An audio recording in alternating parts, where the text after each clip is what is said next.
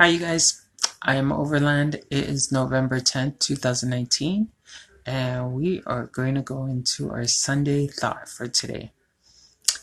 This comes from Adrian Praveen, a pianist, conductor, and composer.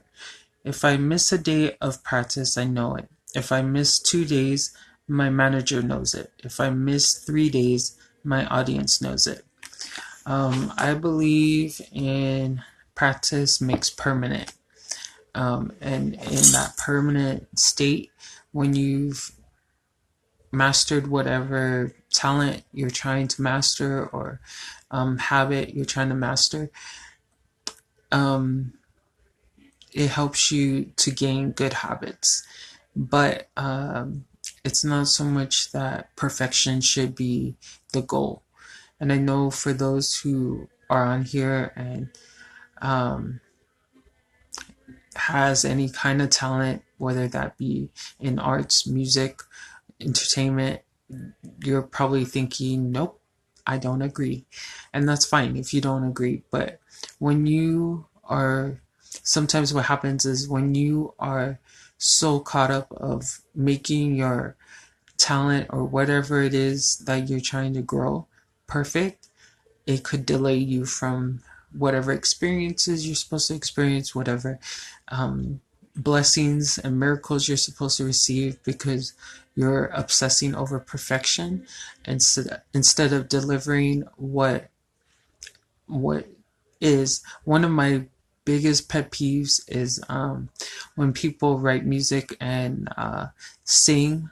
Like, I feel like the first cut is usually the most purest and real. So that's the one I always wish for that artists would go with when they're creating music.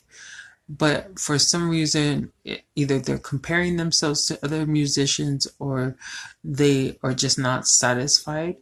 They end up adding or taking out a certain part or taking out a certain voice and bringing in another voice. And to me, I'm just like, man, I wish they would have just left it the way it was. It was beautiful.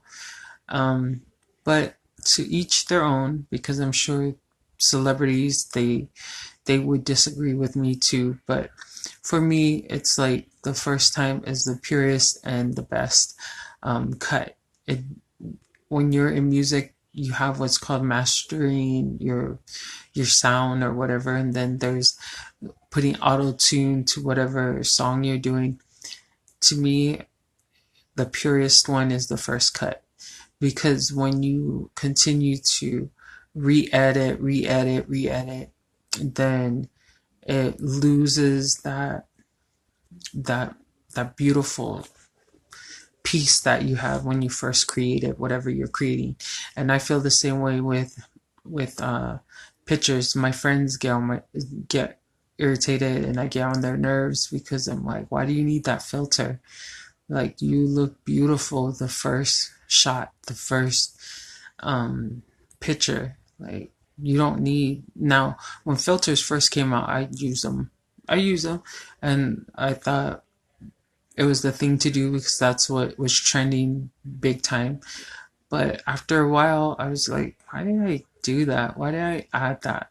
Like, I'm just letting some machine like thing tell me what my beauty is.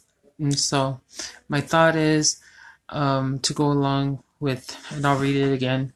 It says, if I miss a day of practice, I know it. If I miss 2 days, my manager knows it. If I miss 3 days, my audience knows it.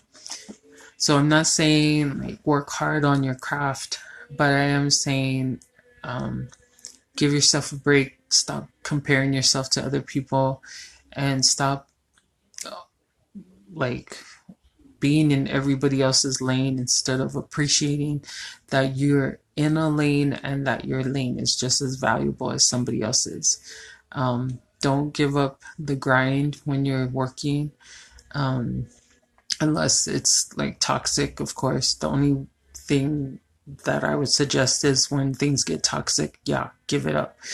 But when they're not toxic, don't give up, and keep mastering yourself, but understand perfection in anything, whether that's in living the gospel or living outside of the gospel. Perfection is not gonna it's not gonna be attained here. And so I hope when you're working on your stuff, like, I'm not saying be mediocre, but I'm saying don't chase perfection. Like, don't chase it. Um, Make it quality, of course, make it quality, and know that you gave your 100% or 200% your best, but don't kill yourself over your craft. And I love you. That's the thought for today, and we'll see you guys tomorrow.